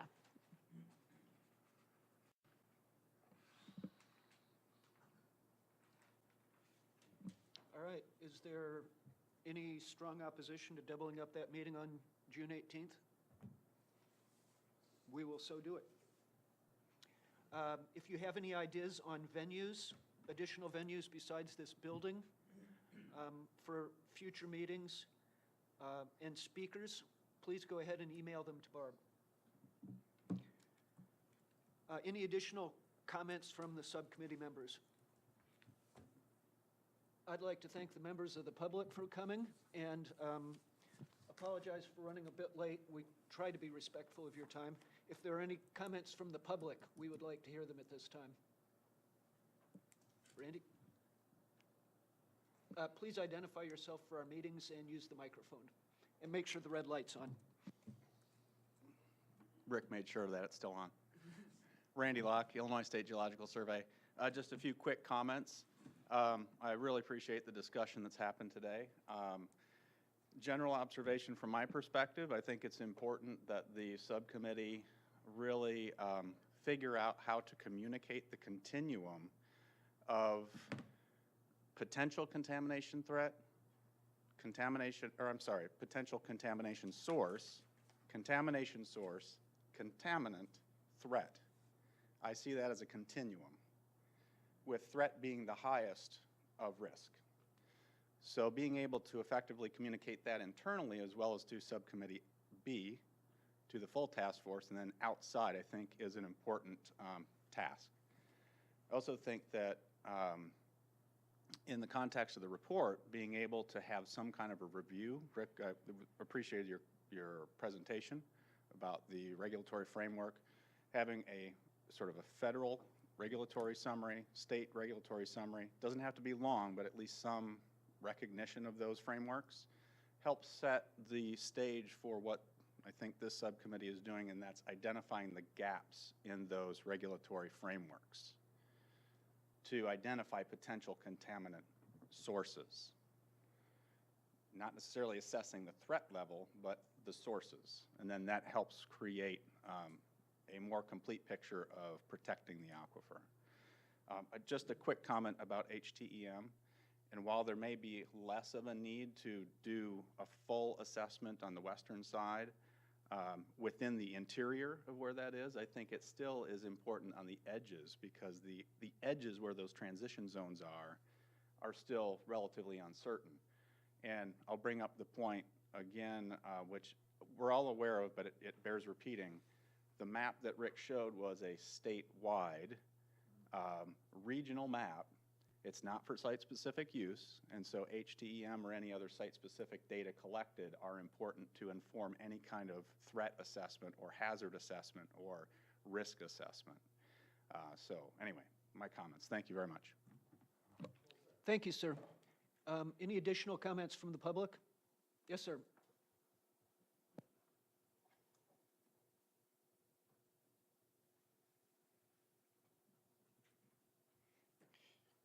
Good day. I'm Chris Storr, and I am a member of the Champaign County Board. I would like to elaborate a little bit on something that was brought up earlier. Looking at a list was compiled from the Illinois EPA's own files about the pre-law landfills. And a list of those amounts to, depending on how you draw the aquifer, about 218 landfills or places where solid waste was buried or otherwise stored is on that list. 99 of those lie over shallow aquifers mapped within 20 feet of the land surface. So that might be another matter or source of concern or a level of weighting that might be done by this committee in terms of looking at potential threat, because those landfills, if they dug down, say, 6 feet, 10 feet, they are that much closer to the mapped shallow aquifer source, which can, of course, disperse any contaminants. Records might not have been kept, but we do know from measurements that 50% of annual precipitation infiltrates through the covers of earthen-covered landfills, which were only required to have 18 inches of compacted soil. And I can show you where I've done research work that shows the weathering of compacted soils that occurs from freeze-thaw and shrink-swell, occurs every year, and can degrade that compacted sort of thing. And if the committee desires at some point, I can give a little talk about the nearly 35 summary of 35 years of research that I've done on these old closed landfills. Thank you. Thank you for that comment. Barb, did you get his name? Yes. Okay, just wanted to make sure we had that registered. Are there any other comments from members of the public?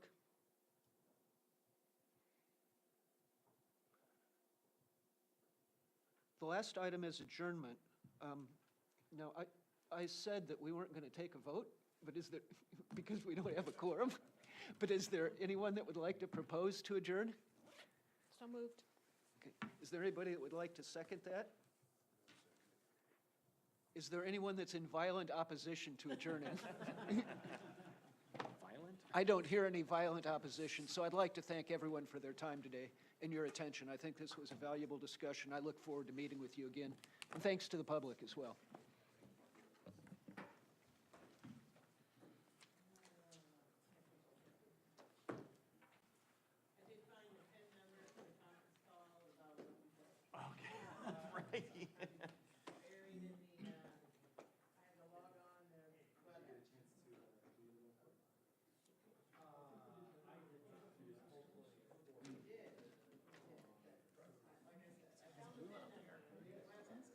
Not where I'm going.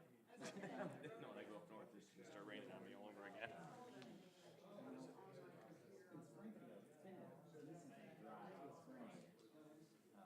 Every time I look and it's raining, We've been flood advisories, warnings since May.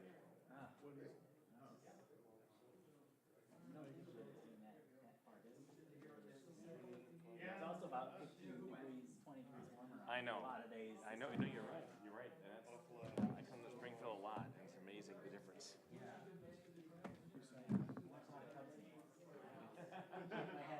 Those guys look cold, man. It's lake related. That doesn't count as real weather. That's right. I've got the air conditioning It's all on. lake. Look at those poor guys. Oh, they're making millions, don't feel sorry for them. That's Oh, I don't. right. That's right. $11 a beer. They're